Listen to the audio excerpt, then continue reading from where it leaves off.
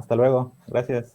Bueno, para continuar con el orden de la presentación, tenemos la siguiente ponencia titulada Doble temperatura de compensación en un ferrimagneto tipo Ising. Esta conferencia está a cargo de nuestro compañero y amigo Nicolás de las Priellas, profesor de acá del departamento. Él tiene obviamente también una hoja de vida muy extensa. Así brevemente, para no extendernos, él es licenciado en matemática y física, especialista en física, magíster en física y doctor también en física. Su línea de investigación es la caracterización nanomagnética de sistemas magnéticamente ordenados. Nico, bienvenido. Tienes la palabra. Buenos días a todos y a todas. ¿Me escucha bien allí? Se escucha ¿Sí? Perfectamente, sí. Bien, ok, gracias. Bueno, decía ahí la línea, corrigiendo un poco ahí en la línea es de caracterización termomagnética, dijiste como nanomagnética, es termomagnética de sistemas magnéticamente ordenados.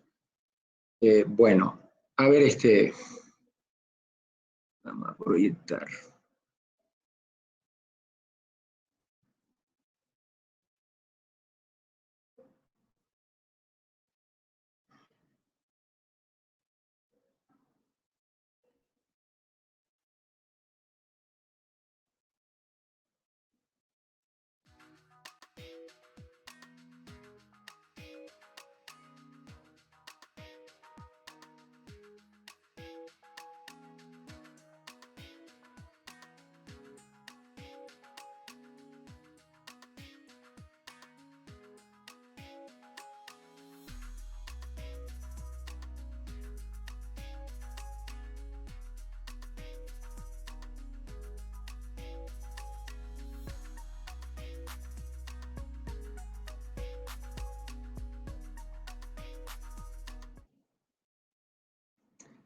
Ahí estoy bien. ¿Listo? Sin problema. Ok, bueno, muchas gracias. Bien, entonces, en este evento, si ustedes miran el nombre del evento, aparentemente o pareciera que solamente se van a trabajar temas experimentales. Pero no, hay una parte de la física y de las ciencias básicas en general, que es la parte teórica y que se complementa mucho con la parte computacional. En el caso de nosotros, los que trabajamos física computacional, lo que hacemos es una serie de simulaciones de fenómenos que presentan los diversos materiales, en este caso los materiales magnéticamente ordenados, entre los cuales se encuentran los ferromagnetos, los antiferromagnetos y los ferrimagnetos. Entonces hacemos una simulación de tal forma que los que trabajan en ciencias de materiales o ingeniería de materiales u otros físicos o químicos que trabajan experimentalmente tengan la oportunidad de usar estos, digamos, estos hallazgos que nosotros hacemos a través de las simulaciones y comparar sus trabajos. De hecho, eso se ha dado, ¿no? Que aparece una serie de fenómenos a nivel experimental y la física teórica, en este caso, como trabajamos la física teórica, pues hace que se complementen esos trabajos y se den solución a algunas inquietudes que tengan. De igual manera, la teórica se complementa con la experimental. Ok, entonces ahí la parte de la ciencia computacional, en este caso la física computacional, aparece allí como otra forma de hacer ciencia, porque hay una serie de fenómenos que no se pueden hacer. Bueno, una vez hecha esa claridad, quiero presentarles, hablarles en estos 15 minutos sobre este tema tan interesante que se aplica mucho en las telecomunicaciones, como es los fenómenos de compensación en los ferrimagnetos o en los sistemas magnéticamente ordenados, como los ferros y los ferrimagnetos. He titulado esta breve charla como doble temperatura de compensación en un ferrimagneto tipo Ising.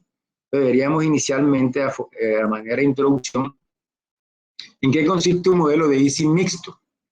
Bien, lo que se hace a través de estos modelos mixtos, se le llama mixto porque está compuesto por dos tipos de sustancias, o sea, dos clases de átomos. En este esquema que estamos simulando aquí, tomamos una red bidimensional de tal forma que hacemos un arreglo de átomos átomos que tienen espines 3 medios, que son los espines que están en color azul, y otros espines que tienen 7 medios. Uno lo hemos llamado S y los otros sigma, también se le llama Q, lo podemos llamar así. De tal forma que se intercalan las dos subredes, o sea, hay dos subredes con dos átomos distintos. Ambas subredes son bidimensionales, en este caso son cuadradas, se intercalan y forman el ferrimagneto. Sabemos que los ferrimagnetos son sistemas magnéticamente ordenados de tal forma que están orientados antiparalelamente. Se orientan antiparalelamente de tal forma que como tienen diferentes magnitudes, aquí pueden apreciar que unos son 3 medios y los otros 7 medios, entonces esa diferencia en magnitud hace de que exista una magnetización espontánea en el material. Bien, entonces este es el arreglo que se hace, ¿no? Este es el arreglo, hacemos un arreglo y ese arreglo de esa forma, que en este caso es una red bidimensional, pero puede ser también una red tridimensional, dependiendo del sistema o el tipo de problema que estemos resolviendo, ¿no? Bien, quiero decirles que estos modelos de Ising están catalogados como, entre comillas, digámoslo así, como una especie de laboratorios simples, porque a pesar de que se ve allí tan simple el arreglo, pues uno define las interacciones. Veamos las interacciones que definí y eso genera una serie de fenómenos que uno encuentra, ¿no? En los pocos papers que he desarrollado sobre esto, bueno, hemos encontrado una serie de fenómenos interesantes que son aplicables pues, a fenómenos físicos aplicables a la industria, a la tecnología. Muchas veces usamos y no sabemos qué hay detrás de todo esto, ¿no? Bien, en las interacciones que vamos a considerar, nosotros elegimos en esa red las siguientes interacciones. Vamos a elegir una interacción a primeros vecinos en la red. Primeros vecinos, de tal forma que cuando escojamos un átomo, el que sea primer vecino de él tiene que ser un átomo diferente. Como pueden apreciar aquí, los primeros vecinos, a la izquierda, a la derecha, arriba y abajo, son totalmente distintos, ¿ok? Son distintos, átomos distintos. Bien. Y consideramos otra interacción, bueno, esa interacción la hemos llamado la interacción de J1 o S sigma o SQ, también se puede llamar. Se están intercalando o están interactuando mejor espines S y sigma. La segunda interacción que consideramos es una interacción a segundos vecinos con espines tipo S, como lo pueden ver aquí, tipo S. Si nos paramos en un espín o en un átomo que tenga espín tipo S, entonces sus segundos vecinos, que son los que están en las diagonales, van a ser justamente del mismo tipo. Y la tercera interacción son entre espines también a segundos vecinos, pero del tipo sigma. Si nos paramos aquí en este amarillo, que es un sigma, los segundos vecinos van a ser también de su mismo tipo. Bueno, esa interacción la elegimos nosotros, o sea, es una interacción libre, eso dependiendo de lo que usted va a hacer. Y esas interacciones que van a representar la energía de nuestro sistema, se puede presentar o representar a través de un hamiltoniano. Es decir, la energía del sistema está determinada por estas interacciones que aparecen aquí. Entonces, en la primera suma, estamos estableciendo la interacción a primeros vecinos entre espines distintos, espines S y espines Q, sigma, vamos a decirle Q de ahora en adelante, espines S y espines Q. Una interacción a primeros vecinos. La segunda suma, interacción a segundos vecinos entre espines tipo S. La tercera suma me está representando la suma de las interacciones entre espines tipo Q. La cuarta suma está representando lo que se conoce como el campo de anisotropía, la interacción de la red de espines tipo S con el campo de anisotropía de la red que tiene esos espines. Esa red, recuerden que son dos redes, ¿no? Una de espines 3 medios y otra de espines 7 medios. Entonces esa red, la de 3 medios la llamamos la subred A y la de 7 medios la subred B. Entonces aquí aparece interacción con el campo de anisotropía o campo cristalino de la subred A y aquí aparece la interacción con el campo de anisotropía de la subred B. Y además de eso vamos a considerar la interacción que el sistema está sometido a un campo magnético externo H. Entonces esta H representa la interacción de cada red, la interacción del campo con cada red. Ok. ¿Qué representan estos J? Cada uno de estos J representan interacciones de intercambio. Es decir, son aquellas interacciones que nos mantienen los momentos de spin, o sea, los momentos del átomo, los mantienen organizados, determinando una determinada dirección, ¿no? Ya dije que los D, de S y de Q son los campos cristalinos y H es un campo magnético externo. Entonces, con base en estas interacciones definidas en el Hamiltoniano, que es la energía de nuestro sistema, se han podido definir otras cosas, pero definimos esas. En particular, para el problema que resolvemos, se definen esas. Bien, y vamos a analizar rápidamente la primera parte, son los efectos de ese campo cristalino de la red de espines 7 medios sobre la magnetización total del sistema. Como el título lleva por nombre doble temperatura de compensación, no es fácil encontrar este tipo de fenómenos. O sea, es un trabajo bastante arduo y ya uno va aprendiendo cosas para buscar la manera de que se den, ¿no? Encontrar un punto no es tan fácil y encontrar dos, bueno, ya es excelente, ¿no? Entonces, como pueden apreciar aquí en la figura 3, aparece una gráfica, 3 gráficas de la magnetización en función de la temperatura. Y en las gráficas podemos apreciar que hallamos 2 puntos de compensación, incluso cuando no aparece el efecto del campo cristalino DQ. Fíjense que aquí el campo DQ es 0 y sin embargo encontramos 2 puntos de compensación. Los puntos de compensación o las temperaturas de compensación son aquellas temperaturas en las cuales a esa temperatura las dos subredes se compensan, es decir, cambian de dirección los momentos magnéticos, pero con igual magnitud. Entonces se anula la magnetización total. Entonces, esta es magnetización total en función de temperatura. Aquí eso es 0. La magnetización total es 0 en ese punto. Este primer punto de compensación. A medida que se incrementa la temperatura, encontramos otro punto de compensación. Y así, a pesar de que DQ vale 0, ¿qué quiere decir? Que en este caso, ustedes pueden apreciar aquí en el cálculo de la figura, estamos dando los valores que tenemos para las constantes de intercambio. Encontramos que la interacción ferromagnética entre los espines tipo S es bastante grande comparada con la otra, ¿cierto?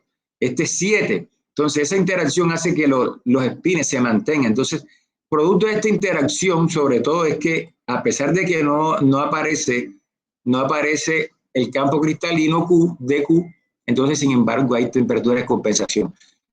Luego incrementamos el campo, pasamos de 0 a 0,5 y seguimos encontrando temperaturas de compensación. Esas temperaturas de compensación se van incrementando hacia la derecha, como se puede ver en la gráfica. Cuando vale 1, igualmente la curva azul también sigue incrementando. Y así sucesivamente lo calculé hasta 2.2 y todavía hasta 2.2, bueno, hasta 2.2 no encontré, hasta 1.5 todavía encontré los puntos de compensación. Quisiera mostrar en la siguiente gráfica, aquí hice una ampliación para que se vea en esta ampliación, que es de la figura 4A, la ampliación, se puede observar claramente cómo la magnetización total, aquí es 0, fíjese, aquí hay un punto de compensación señalado con este círculo entre verde y negro, y el segundo punto para ese valor está acá casi después de 7.5. Luego hicimos la ampliación también para cuando vale 0,5 y cuando vale 1, para que ustedes pudieran apreciar con mayor claridad cómo sean los puntos de compensación. O sea, aquí estos puntos de compensación reflejan de que la magnetización total en ese instante para esa temperatura determinada es 0. Como se puede apreciar, los puntos se van ampliando, ¿cierto? Si miramos el primer punto de cada gráfica, van creciendo. De igual forma, los segundos puntos. O sea, quiere decir que la temperatura de compensación se va incrementando también con el valor del campo. Ok. Y el efecto de ese campo cristalino sobre la susceptibilidad magnética aparece en esta gráfica. Quise colocarla porque se da un fenómeno interesante cuando el campo cristalino es 0, el campo de la subred de espines 7 medio o Q es 0. Podemos apreciar aquí estos picos a bajas temperaturas. Igualmente para un valor máximo que coloqué de lo que yo calculé, 2.2, Estos picos que están aquí son picos no críticos y que justamente se van a formar debido a un reordenamiento que tienen los espines en la red. Entonces se forman estos picos, pero en estos picos no hay ninguna transición de fase. La transición de fase se va a dar en los picos que aparecen acá, donde están las temperaturas críticas para los dos valores que tomé del campo. Entonces aquí sí, en este pico máximo que está aquí, para la curva azul, que es cuando no hay campo cristalino, no consideré campo cristalino, y en la otra sí consideré, pero más o menos para cuando el campo se incrementa, la temperatura crítica se va incrementando. O sea, se puede decir que son directamente proporcionales, la temperatura crítica y el campo cristalino. Aquí si hay una transición, el sistema estaba, antes de que suceda la temperatura crítica, aproximadamente aquí llegando a 25 Kelvin, antes de este punto, el sistema estaba en una fase ferrimagnética y a raíz de la temperatura, entonces del incremento en la temperatura, aquí llega la temperatura crítica y pasa a una fase paramagnética, es decir, aquí antes de la temperatura crítica el sistema está ordenado y en una magnetización espontánea considerable y luego aquí ya se influye la temperatura, gana la energía térmica y empieza a desordenar el sistema y entra en una fase paramagnética. En la fase ferrimagnética predominan las constantes de intercambio, los J que aparecen en el hamiltoniano de interacción. Bien, luego, después de analizar los efectos de D, entonces analicé los efectos del campo magnético H sobre la magnetización. Aquí encontramos, además de temperaturas de compensación que están señaladas, como pueden apreciar con los puntos sobre el eje de la temperatura, hay otro fenómeno interesante, que es el fenómeno de las discontinuidades en la magnetización, discontinuidades o transiciones de fase del primer orden. A ver, ustedes observan que, miremos inicialmente la curva negra, que es para el primer valor que tengo aquí, H igual a 0.2, empieza, aquí donde se forma este pico, hay un salto abrupto, de la magnetización. Si incremento el campo a 0.5, vean que el salto abrupto ya es más grande. Y luego a 1 se incrementa aún más. Es decir, estos saltos abruptos, donde está esto recto aquí, son discontinuidades en la magnetización. ¿Debido a qué? Debido a inversiones súbitas que se dan en el material por efectos de la temperatura y de las interacciones de los campos de anisotropía o cristalinos. Fíjense que aquí aparecen dos valores. Aquí aparecen dos valores claves. De S vale menos 2 y de Q vale 1. Y estamos considerando las mismas interacciones de intercambio. Entonces, estos dos fenómenos combinados, temperaturas de compensación y estas transiciones discontinuas o transiciones de primer orden, son las que se utilizan en la práctica. Lo que se necesita en la ciencia de materiales es buscar ese tipo de transiciones para hacer grabaciones magneto-ópticas, dependiendo de la velocidad con que se cambien los momentos magnéticos a una determinada temperatura. Bien. Luego hice los cálculos para también los efectos H, pero cambiando la polaridad del campo. Acá colocamos para campos negativos. Y solamente encontré un solo punto. Fíjense que en la anterior habían 2 puntos de compensación por cada, bueno, para el tercero, para 1 ya había un solo punto, pero para 0,2 y 0,5 encontré 2 puntos de compensación. Y aquí, cuando invertimos la polaridad, la dirección del campo, encontramos que para valores negativos del campo, por ejemplo, para menos 0,1, aquí prevalece un punto de compensación. A lo que incremento la intensidad, pero negativamente del campo, para menos 0,2, menos 1 y menos 5, en este caso que grafiqué, observamos que comparado con los valores positivos, desaparecen los puntos de compensación y desaparece el fenómeno de la discontinuidad o de transición de primer orden. Transición de fase de primer orden. Ok, bien. Ahí se ve el efecto del campo y las aplicaciones de este tipo de temperaturas, como lo había dicho lacónicamente, de la temperatura de compensación y de las temperaturas de transiciones discontinuas o de primer orden. Tenemos que se usan mucho para las grabaciones magnéticas, magneto-ópticas. El estudio de este tipo de fenómenos, o sea, de las inversiones magnéticas, ha permitido altas densidades de grabación y altas velocidades de almacenamiento de datos. En eso utilizan estos fenómenos. Por eso decía, los físicos teóricos trabajan a través de una serie de teorías, consiguen una serie de estudios a través de los métodos computacionales, y los experimentales pueden complementar eso y lo llevan a la práctica, y aparece toda esta serie de fenómenos aplicados a la tecnología, ¿no? En todo este tipo de dispositivos.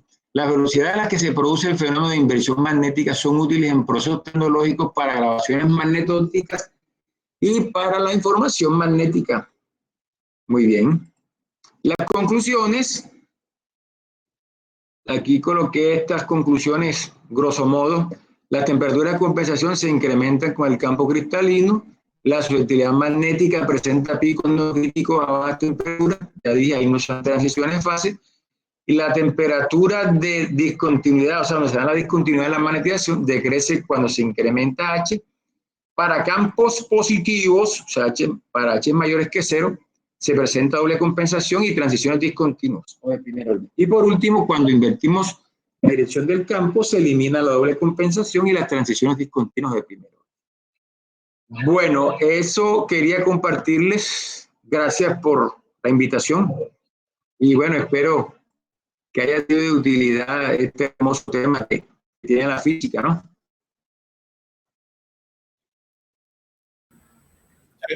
Hola. Muchas gracias, Nicolás, por esta excelente presentación.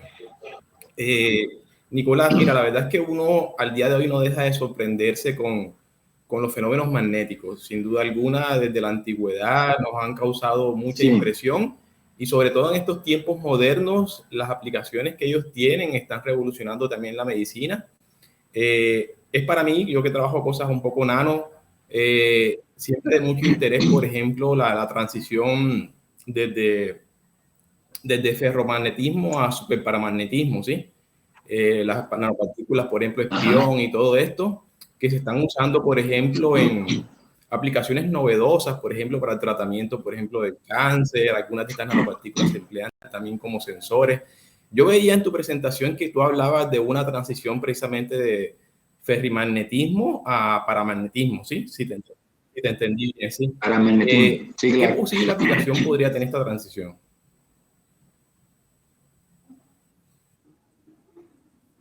Bueno, recuerda que en el paramagnetismo lo que nosotros encontramos es un desorden, ¿no? Cuando hablamos de ferrimagnetismo, nosotros tenemos una red, un sistema, un material que está ordenado, ¿no? Entonces, ¿de qué se trata? A medida que se incrementa la temperatura, fíjate que ya había la presencia de un campo, ¿no? En el caso mío, yo hice un campo estático. Pero las aplicaciones que tú dices de se hacen con campos variables en el tiempo. De hecho, el trabajo que vamos a hacer con Julio en el doctorado que empezó Julio ahora tiene que ver con la hipertermia, ¿no? O sea, la aplicación de calor a través de campos magnéticos, pero tiene que ser variables en el tiempo. Este trabajo que hice va a ser ahora una publicación que ya estoy casi que lo envío, pero no, lo hice con campos estáticos. Entonces la aplicación más que todo se da a nivel de los campos variables en el tiempo, para que se pueda usar a través de la aplicación de calor, o incluso este tipo de transiciones se pueden buscar utilizando un láser, aplicando fuentes de calor a determinadas temperaturas, ¿no? Para incrementar la fuente de, ¿cómo te explico? O sea, es como para ampliar el campo magnético. Yo lo había analizado desde el punto de vista de lo que he encontrado es sobre escribir y sobreescribir en cintas magnéticas, pero también es aplicable este tipo de fenómenos para tratamiento de enfermedades. También. Ok. También es posible generar calentamiento localizado, ¿sí? Sí, calentamiento localizado, claro, a través de un láser. Okay. Así es. Estupendo. Eso se puede hacer en esas temperaturas de compensación porque la magnetización es 0. Entonces ahí lo que sucede es que la coercitividad del material se incrementa drásticamente. Entonces al incrementarse la coercitividad, es posible que con un pequeño campo magnético se pueda invertir la polaridad. Y eso es lo que se busca siempre, que sea manejable el material. Y esa es una de las ventajas. Estupendo. Bueno, Nicolás, darte muchas las gracias por esta presentación. ¿Sí? Gracias.